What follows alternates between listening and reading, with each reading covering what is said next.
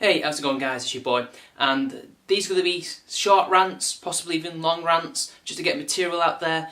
Not much editing, not much, sound quality. I'm just using the shotgun mic because I can't be arsed being very meticulous. Plus I don't have a lot of time because, I work on weekends. So this is only going to be about stuff that happens in the world that's small enough that I can just, relay information like this in a straightforward manner. And today's topic is going to be about the World Cup and some of the opinions expressed by some of the extreme wings of both sides of the spectrum, because it's beginning to irk me a little bit. Recently I've been hearing a lot of stupid shit about the England team, the France team, and now the Croatia team. I keep hearing endlessly on both sides the opposite view about the racial makeup of both England and France, and to a lesser extent Croatia. Basically, England and France are these, either if you're on the far left, these wonderful, multicultural, although let's be fair, they're all French and English, but that's besides the point. People who have formed these excellent bonds and they're going out there and they're winning matches, or they've lost to these horrible far right-wing white groups of teams from Eastern Europe and Central Europe, and that's bad. And then on the other side, you've got all the amazing Croatians where every single player is white, and all of them, of course, are Croatian because they're white, right? It's not like that somebody could have ancestry from a completely other country and still play for Croatia, or not even be born in Croatia, but still play for Croatia. It's not like we have players born and raised in England, complete with the English accent. I know this is a very old example, but he's a manager and he's still in football. Mick McCarthy, born and raised in Yorkshire, has either Irish parents or grandparents. He played for Ireland and even managed them.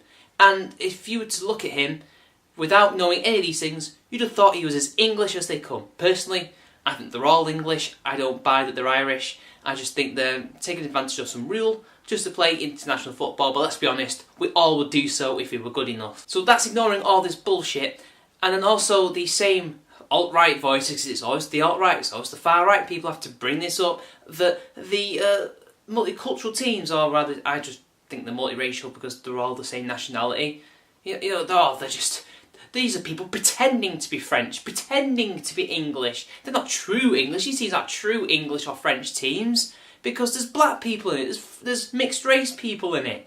I mean, there's no Asian people in the England team yet, but I'm sure if they were there, they would be complaining about the mudslimes, even though some of them may be Sikh, most likely, or Hindu. Because he seems to have non-whites, that's a bad thing. Or because this whole team, in the case of Croatia, is all white, and apparently some player may or may not have said something in the long distant past on Twitter that may or may not be considered Nazism or fascism. I mean, he's from Croatia, they were occupied by the Nazis. It would be a bit silly. But then again, Croatia did actually give them troops, so there is that. Regardless, that does not in any way reflect upon the rest of the team, nor him as an individual now. I don't know if he still holds those views. He might not even hold those views anymore. He might have changed them, because it depends how long ago it was. How can they say that Luka Modric is a racist? How can they say that he is like that when he played in and continues to play in a multicultural team? Plays for Real Madrid. They've got coloured members of the team.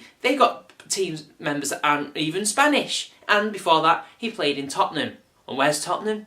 It's in London. And where's London? It's in England. So I can't exactly understand how he is somehow an example of these bad things, even though it wasn't him mentioned, as far as I know. I would have known. And another player, actually there's loads of players, but another player just who plays in England, Dejan Lovren, or Dejan Lovren, however it is pronounced. He plays for Liverpool. Liverpool's an incredibly racially diverse city. I mean, it's still in the north, so it's mostly white, but got a large mixed race community over there, and Irish community, funnily enough. These players, most of them aren't even racist. Otherwise, why would they move to these countries to play? That's what I want to know. The money, and it is really good, must be so good that their principles have to be ignored, right? And then there's another thing, and this is more the English far right.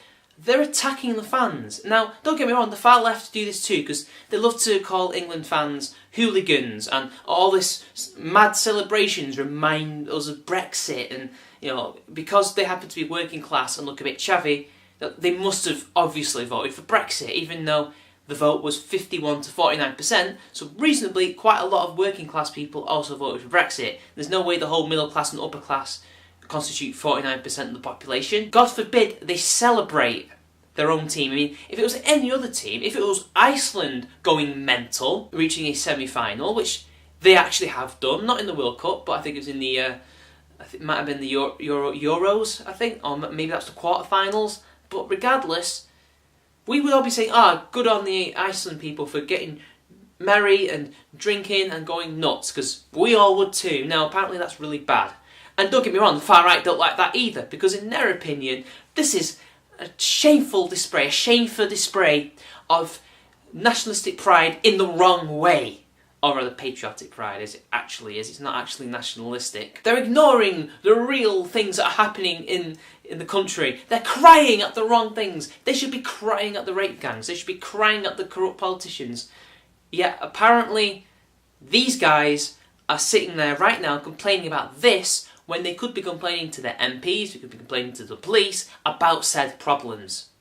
So you're wasting your own time complaining about other people having a good time. Basically, these people acting like Cromwellian Puritans, where basically normal English people, or well, I guess even the Scots and the Irish and the Welsh as well, can actually, have some escapism. We can't enjoy football without politicising it. They're as bad as the social justice warriors in that case. I don't understand how enjoying a football match, enjoying the atmosphere, crying at your team doing well or doing poorly, is somehow you not being aware of the reality. And yes, when I made the case that, look, this is escapism, this is sport, politics has no place, you go and watch sport for entertainment, not to be politically informed, or to indulge your politics onto other people at said events. Apparently that's me dunking my head in the sand, and I need to wake up and stop being so naive, even though I correctly pointed to these people that this whole thing that I'm doing now is me addressing the reality of situations.